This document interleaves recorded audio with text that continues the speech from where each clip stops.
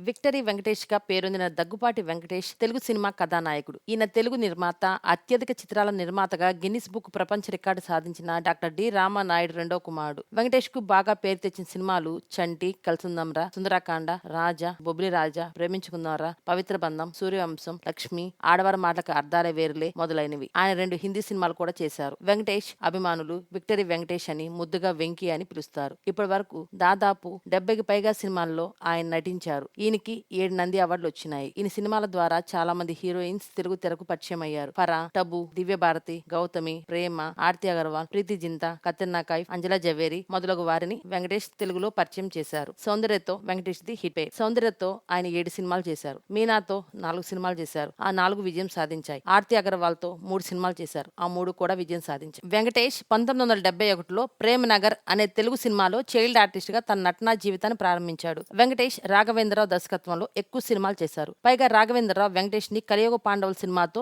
తెలుగు తెరకు కథానాయకుడిగా పరిచయం చేశారు. ఈ సినిమా మంచి ప్రజాదరణ పొందడంతో పాటు వెంకటేష్ కు నూతన కథానాయకుడిగా నంది అవార్డు లభించింది. ఆ తర్వాత ప్రేమ, ధర్మచక్రం, చంటి, స్వర్ణకమలం, గణేష్, కలిసుందాంరా, ఆడవారి మాటలకు అర్థాలే వేర్లే సినిమాలు వెంకటేష్ కు నంది అవార్డు లభించాయి. 1960 డిసెంబర్ 13న ప్రకాశం జిల్లా కారంచేడులో జన్మించాడు. వెంకటేష్ డాన్ బాస్కో ఎగ్మోర్ మద్రాస్ నుండి పట్టభద్రుడయ్యారు. యుఎస్ఏ నుండి ఎంబీఏ పట్ట అందుకున్నాడు. వెంకటేష్ నీరజను వివాహం ఆడారు.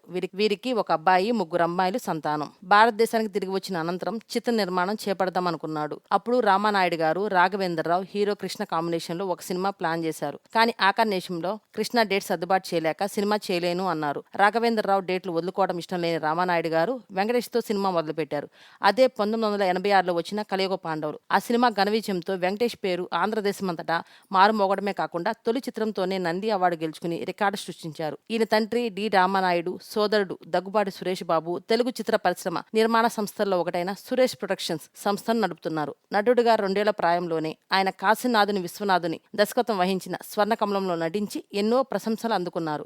అదే సంవత్సరంలో విడుదలైన వారసుడొచ్చాడు చిత్రం కూడా మంచి విజయం అందుకుంది. కొన్ని పరాజయాల తర్వాత మొదటి విజయం బొబ్బిలి రాజా రూపంలో లభించింది. బొబ్బిలి రాజా సంగీత పరం కూడా చాలా మంచి విజయం అందుకుంది. ఈ చిత్రం అన్ని వర్గాల ప్రేక్షకులను ఆకట్టుకుంది. ఆ తర్వాత వచ్చిన శత్రు సినిమాలో వెంకటేష్ న్యాయస్థానాల్లో అవినీతిని అరకట్టలేక విసుగు చెంది చట్టాన్ని తన చేతుల్లో తీసుకుని ఒక ఆవేశపూరితుడైన యువ న్యాయవాది పాత్రను పోషించారు.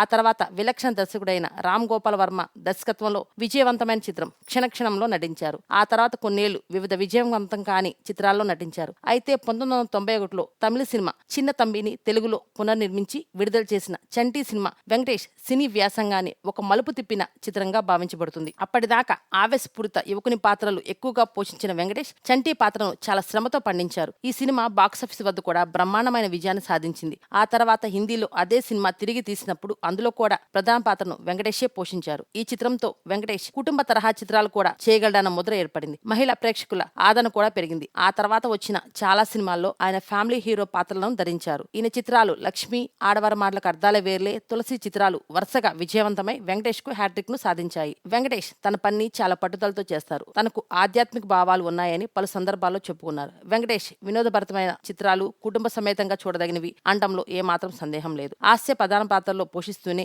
ఈయన ఘర్షణ, సైంధవ్ వంటి యాక్షన్ చిత్రాలను కూడా చేశారు. ఈయన నటించిన కుటుంబ ప్రధాన చిత్రాలు ఈయనకు అనేక మంది మహిళా అభిమానులను సంపాదించాయి. 2007లో ఆడవారి మాటలకు అర్థాల వేర్లే చిత్రానికి గాను స్వర్ణ నంది అవార్డు లభించింది. నమో వెంకటేశ, మసాలా, గోపాల గోపాల వంటి కామెడీ చిత్రాలతో ప్రేక్షకులకు మరింత దగ్గరయ్యారు. గురు చిత్రంతో తెలుగులో బాక్సర్ ట్రైనర్ గా తన నటనని కొత్తగా చూపారు. ఈ సినిమాకు గాను స్వర్ణ నంది లభించింది. 2019లో సంక్రాంతికి విడుదలైన multi starrer cinema F2 Varun Tej తో కలిసి నటించారు. ఈ చిత్రం మంచి విజయాన్ని వరించింది. దృశ్యం మరియు నారప్ప చిత్రంలో బాధ్యత గల తండ్రి పాత్రలో, అలాగే సీతం వాకిట్లో సినిమాల చెట్టు చిత్రంలో వెంకటేష్ తన సహజమైన హృదయానుభూతితో కూడిన నటనతో ప్రేక్షకుల హృదయాల్లో ప్రత్యేక అనుబంధాన్ని ఏర్పరచడంలో విజయం సాధించారు. ప్రతి సినిమాలో ఆయన పాత్రకు అందించిన జీవన స్ఫూర్తి, సహజత్వం మరియు పాత్రలో నింపిన సూటి భావాలు ఆయనను ఒక ప్రత్యేకమైన నటునిగా నిలిపాయి. ఈ వీడియో గురించి మీ సలహాలను కామెంట్ రూపంలో తెలియచేయండి. ఈ వీడియో కనుక మీకు నచ్చినట్లయితే లైక్ చేయండి మరియు తప్పకుండా సబ్స్క్రైబ్ చేయండి.